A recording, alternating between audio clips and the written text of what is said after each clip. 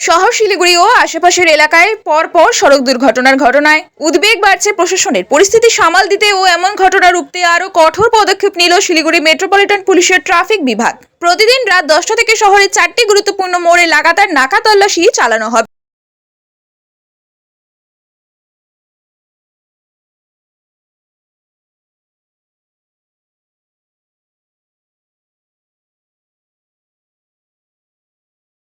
শিলিগুড়িতে উদ্ধার হলো আগ্নেয়াস্ত্র।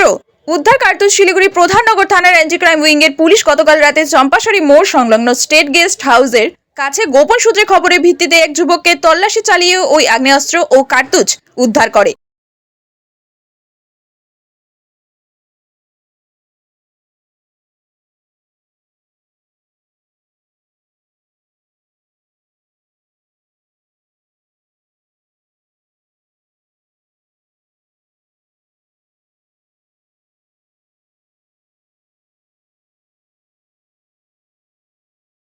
নির্যাতিতা ন্যায় বিচারের দাবিতে জনজাতি সুরক্ষা মঞ্চের ঢাকা উত্তরকন্যা অভিযানকে কেন্দ্র করে ধুন্ধুমার পরিস্থিতি তৈরি হলো ফুলবাড়ি সংলগ্ন এলাকায়। মিছিল এগোতেই পুলিশের সঙ্গে বিক্ষোভকারীদের সংঘর্ষ বাধে। মুহূর্তে উত্তপ্ত হয়ে ওঠে গোটা চত্বর।